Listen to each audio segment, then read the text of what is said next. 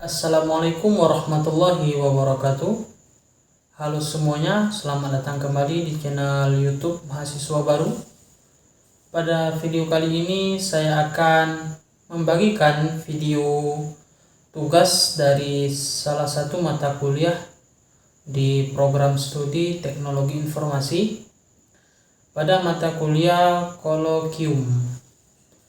Jadi pada tugas ini saya akan mereview sebuah jurnal yang telah diberikan oleh dosen saya kepada saya. Jurnalnya itu berjudul Deep Learning dalam mengidentifikasi jenis bangunan heritage dengan algoritma Convolutional Neural Network atau CNN. Jadi itu judulnya. Jadi saya akan mereviewnya, yang dimana jurnal ini dibuat oleh Sri Winiarti dari Universitas Ahmad Dahlan, Muhammad Yulianto Andisa Putro dari Universitas Ahmad Dahlan juga, dan terakhir dari universitas yang sama, Sunardi. Oke, yang reviewernya saya sendiri, Alif Ramadan MR dengan NIM 1907050001. Oke, baiklah, langsung saja tanpa berlama-lama kita mereview jurnalnya. Jadi pada slide pertama masuk ke pendahuluan dulu. Jadi bangunan heritage itu adalah sebuah bangunan yang memiliki corak khas tertentu. Maksudnya bagaimana?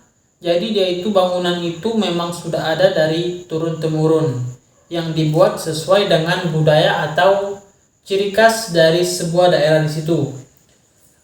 Bangunan heritage bisa berupa mengikuti gayanya, bisa mengikuti kehidupan saat itu, corak budaya, sosial ataupun lain sebagainya.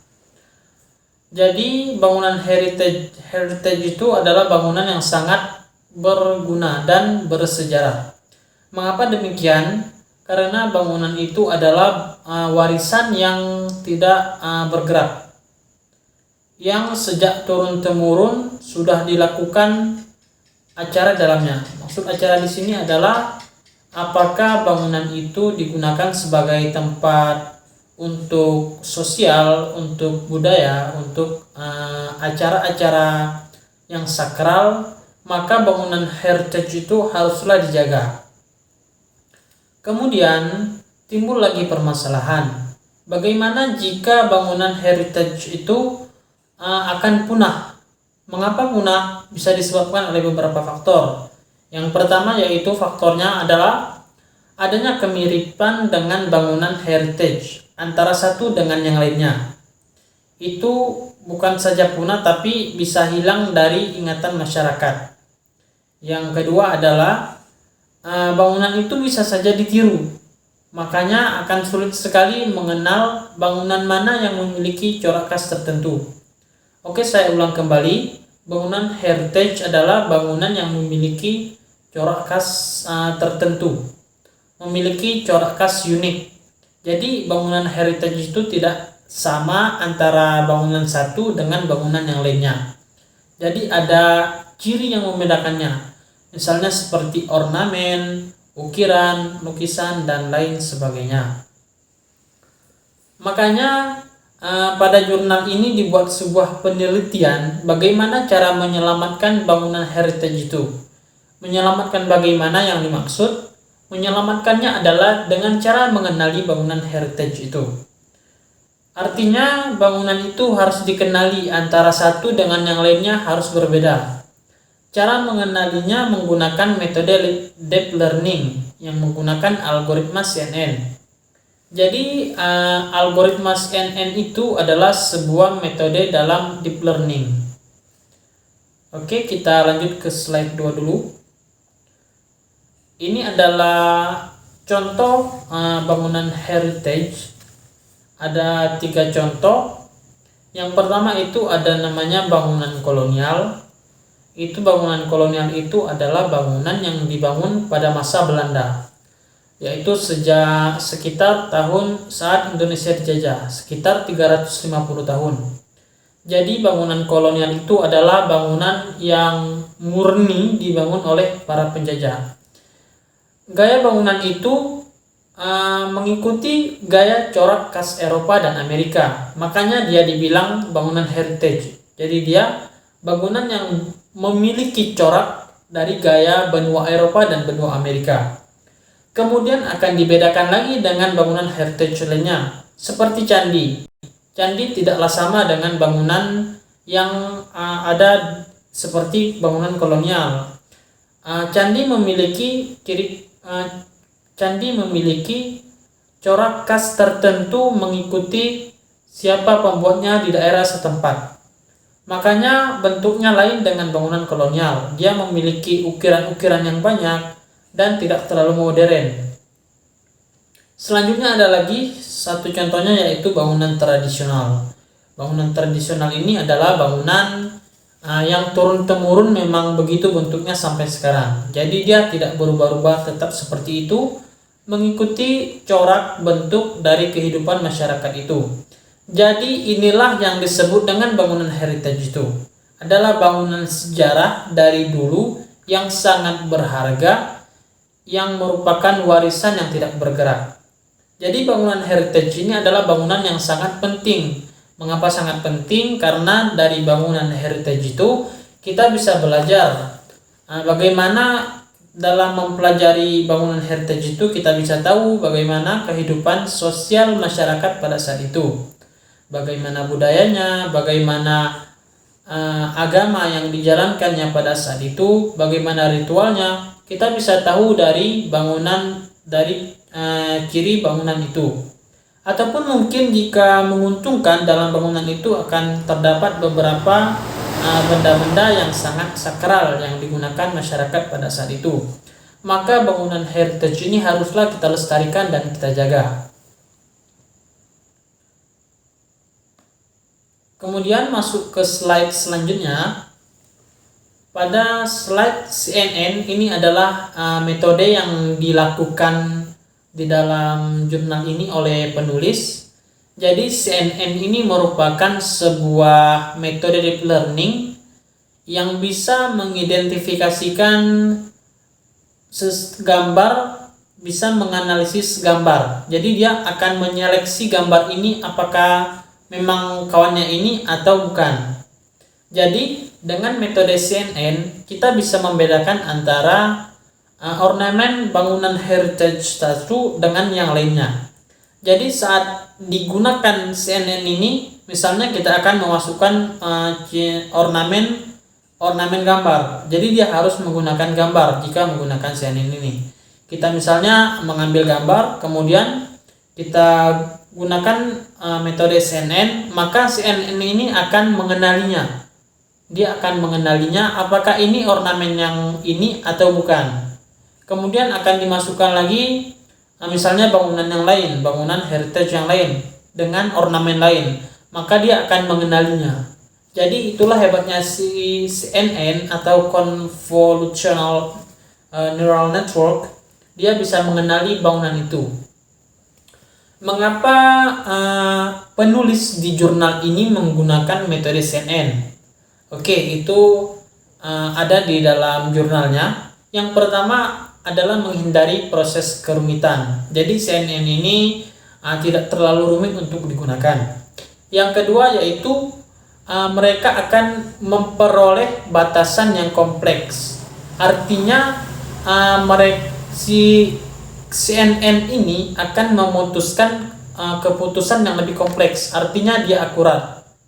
Kemudian alasan yang ketiga yaitu CNN dan KKN saling melengkapi. Jadi CNN dan KKN ini adalah dua metode learning. Kalau CNN ini adalah untuk yang menyeleksinya, atau kalau dalam bahasa sini yaitu untuk ekstrak fitur atau mengenalinya. Dan KKN ini adalah perhitungannya. Kira-kira seperti itu. Jadi kedua metode ini sangat melengkapi keduanya. Makanya penulis dalam jurnal ini memilih CNN alasannya. Kemudian masuk ke slide berikutnya, slide 5.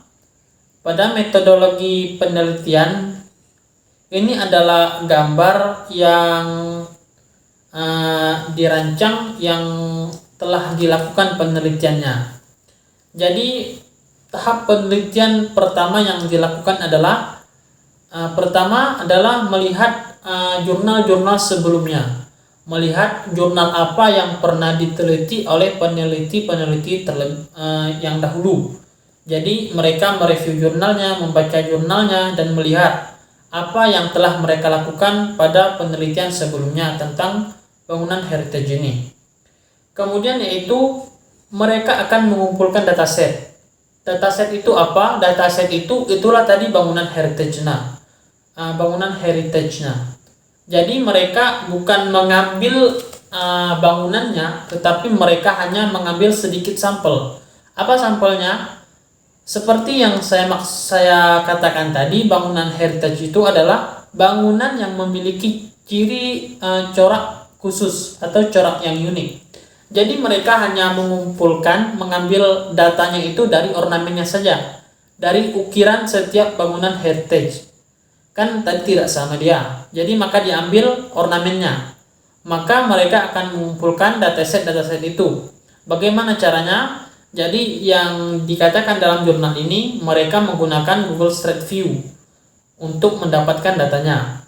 Kemudian barulah ke tahap selanjutnya, yaitu pengolahan citra. Ini sudah mulai masuk ke dalam yang metode CNN tadi. Ini sebelum masuk ke CNN, ada pengolahan citra terlebih dahulu. Kemudian barulah masuk ke dalam CNN-nya, yang seperti saya katakan sebelumnya tadi, untuk mengenalinya, untuk mengekstraknya atau mengenali bangunan heritage dari ornamen yang dikumpulkan tadi.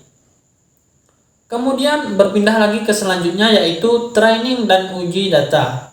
Apa itu training dan uji data? Setelah kita mengumpulkan, setelah kita menyeleksi atau mengekstrak ornamen dari setiap bangunan heritage itu, maka harus ada di training dulu, diuji coba. Apakah memang sudah benar ini bangunan dari ornamen ini dari bangunan heritage ini, dan apakah sudah benar, apakah perhitungan atau seleksi yang dilakukan CNN ini sudah benar dengan ornamen bangunan heritage yang ini. Jadi seperti itu, akan ada uji datanya. Jadi di sini akan ada hitung-hitungnya nanti, seperti yang dimaksudkan penulis dalam jurnal. Baru yang terakhir adalah kesimpulan. Kemudian masuk ke slide berikutnya. Ini adalah contoh deep learning yang diusulkan untuk mengklasifikasikan jenis bangunan heritage berdasarkan ornamen yang digunakan. Jadi ini adalah usulannya dalam mengidentifikasi bangunan dengan CNN. Kira-kira begini bentuknya. Jadi akan dimasukkan gambar, nanti CNN itu akan mengekstrak, dia akan mengenali. Jadi hanya dimasukkan ornamennya saja atau bentuknya saja, maka dia akan mengenali. Jadi mereka menggunakan CNN-nya itu dengan bahasa Python untuk interface-nya atau antarmukanya. Jadi seperti ini kira-kira gambarnya yang menggunakan metode CNN tadi untuk mengenali bangunannya. Masuk ke slide berikutnya, slide 7.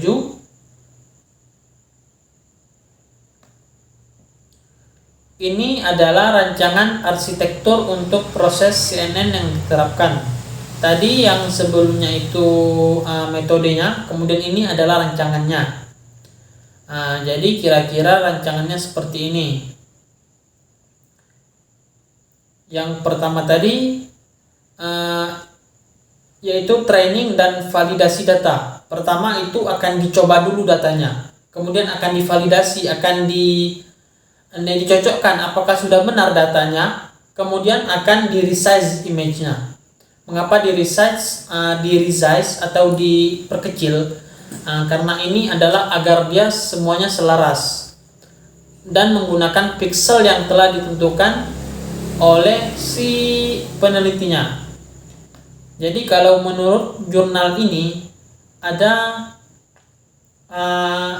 pixel atau gambarnya itu yang sudah ditetapkan ukurannya. Jadi ukurannya itu sekitar 24, megapiksel. Ini untuk kameranya menggunakan kamera Nikon D3300 DSLR kamera. Jadi menggunakan kamera DSLR merek Nikon D3300 dengan megapiksel 24,2. Oke, selanjutnya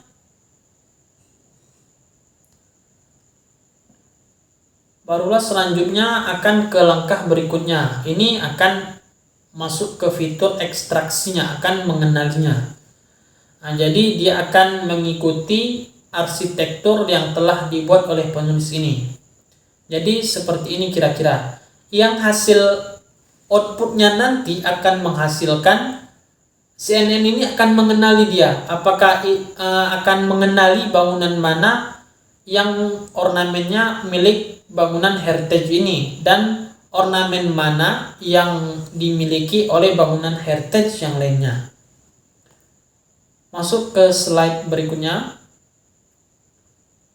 Kemudian ini ada hasil dan pembahasan. Ini sudah masuk ke dalam jurnal, ke dalam agak dalam sedikit, yaitu datasetnya tadi yang seperti saya katakan tadi. Jadi jenis bangunannya yang menjadi subjek penelitian berasal dari tipe bangunan Islam. Jadi mereka itu menguji coba jenis bangunannya itu dari tipe bangunan Islam, Jawa, dan Cina. Seperti yang terlihat pada gambar di samping, pada slide di samping. Jadi dengan total citra ornamen sebanyak 7.184. Jadi seperti ini.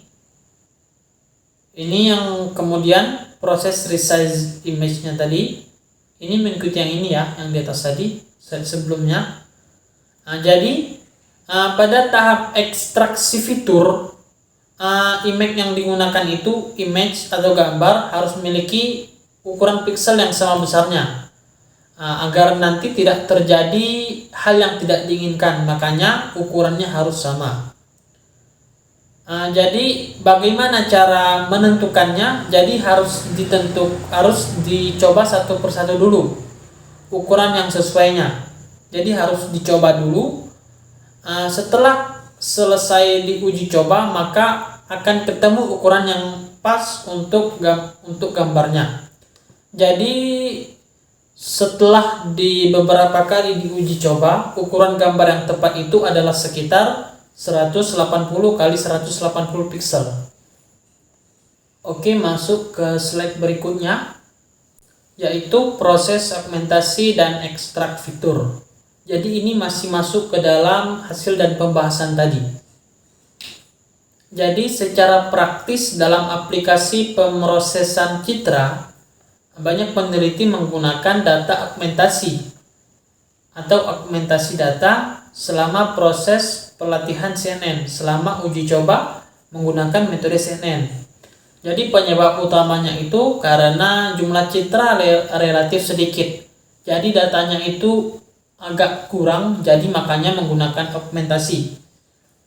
Jadi ada beberapa teknik augmentasi data itu, seperti misalnya flip, random cropping, dan random rotation. Jadi flip itu bisa diputar dia, kemudian ada random cropping, bisa cropnya itu secara random, dan random rotation atau rotasi secara random. Masuk ke slide berikutnya. Ini adalah input layer CNN.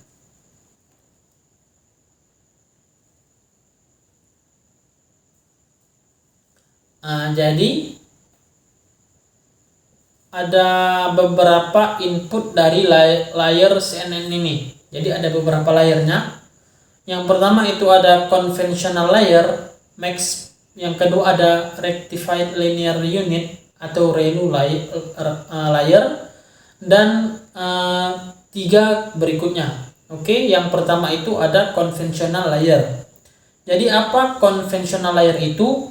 Jadi adalah merupakan sebuah layer yang memiliki kumpulan filter yang digunakan untuk mempelajari citra input.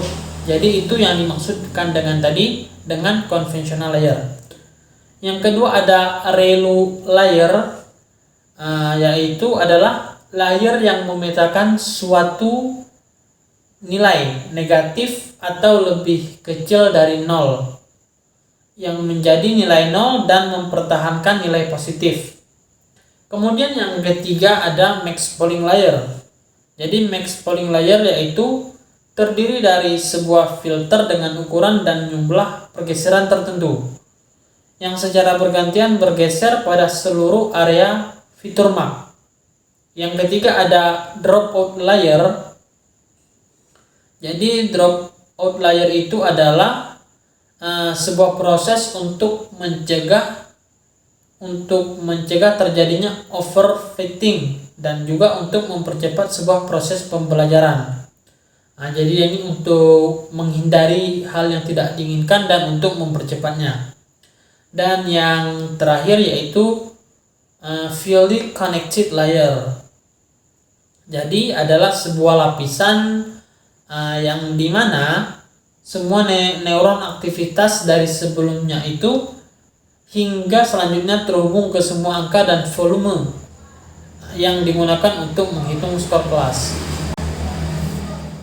Pada slide berikutnya ada tabel pembagian dataset seperti yang terlihat di slide.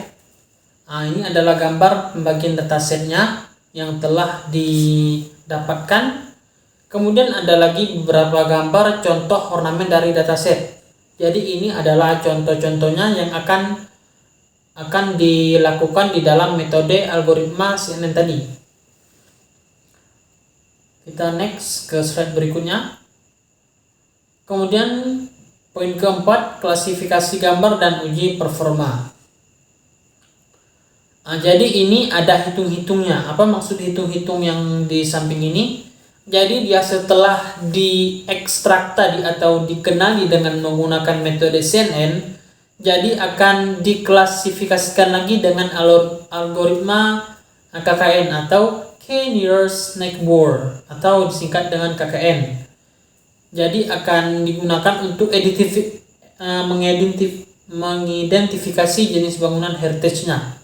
Jadi setelah diseleksi tadi akan dikenali, maka selanjutnya ini akan dilanjutkan lagi oleh si KKN ini untuk lebih akurat lagi bangunan heritage-nya. Jadi seperti inilah kira-kira perhitungan yang dilakukannya. Jadi di mana TP itu adalah true positif dan FP ini adalah false positif, CN ini adalah true negatif dan VN adalah false negatif. Ada di sini keterangannya. Jadi mengapa menggunakan KKN ini sebagai pasangan CNN tadi? Yang pertama itu adalah karena hasil citra dari ornamen yang telah diekstrak CNN tadi yang akan diteruskan kemudian oleh KKN, jadi mereka itu sangat cocok. Makanya mengapa tadi digunakan CNN, karena si KKN ini sangat cocok dengan si CNN, makanya digunakan tambahan selanjutnya yaitu KKN. Yang kedua yaitu IMEC dipakai untuk mengukur performa dari suatu model klasifikasi. Jadi seperti itu kira-kira. Alasan menggunakan algoritma ini karena objek dikelompokkan dalam kelas tertentu, biasanya disebut dengan kelas. Jadi seperti itu alasannya mengapa KKN ini dipasangkan atau proses selanjutnya setelah menggunakan proses CNN.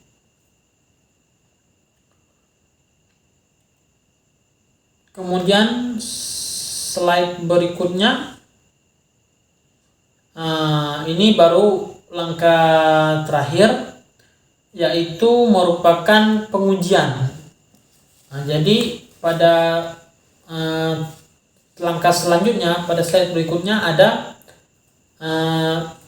ada pengujiannya. Setelah semuanya telah sukses dilakukan, maka tahap terakhir yaitu untuk mengevaluasi model dengan menggunakan convention matrix. Jadi seperti yang terlihat pada tabel 3 itu, jadi menggunakan yang namanya convention matrix. Jadi ini langkah terakhir setelah menggunakan CNN KKN. Kira-kira seperti ini perhitungan yang telah dilakukannya. Jadi di tesnya, di uji cobanya dengan si convention matrix tadi.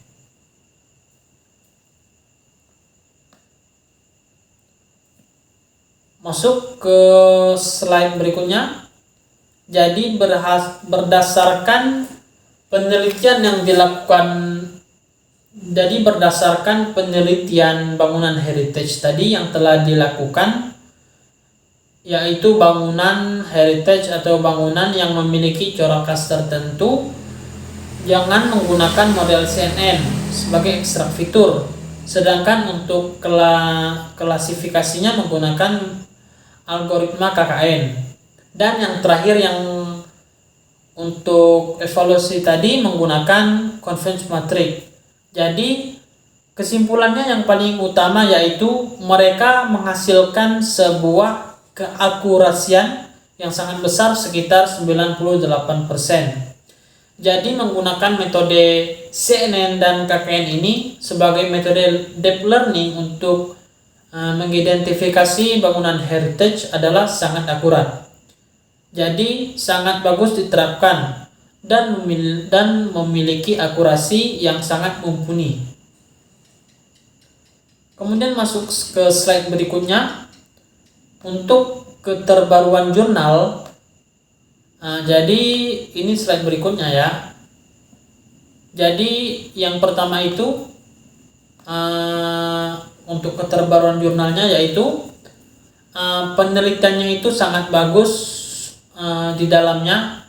Kenapa saya katakan sangat bagus? Karena mereka meletakkan gambar dan melakukan uji cobanya. Jadi dengan adanya gambar dan training yang dilakukan dan dengan uji coba tadi akan lebih meyakinkan bahwa yang mereka lakukan memang benar-benar sudah terbukti. Apalagi dengan menggunakan metode yang sudah menggunakan metode-metode canggih atau dengan deep learning. Dan kemudian akan menghasilkan hasil yang lebih mumpuni dan akurat. Kemudian kalau untuk keterbatasan jurnalnya, itu ada beberapa kesilapan mungkin yang terjadi. Misalnya seperti ada kesalahan nomor yang tertinggal, misalnya tidak urut, misalnya dari 1, 2, 3 langsung ke 5 dan tidak ada 4-nya.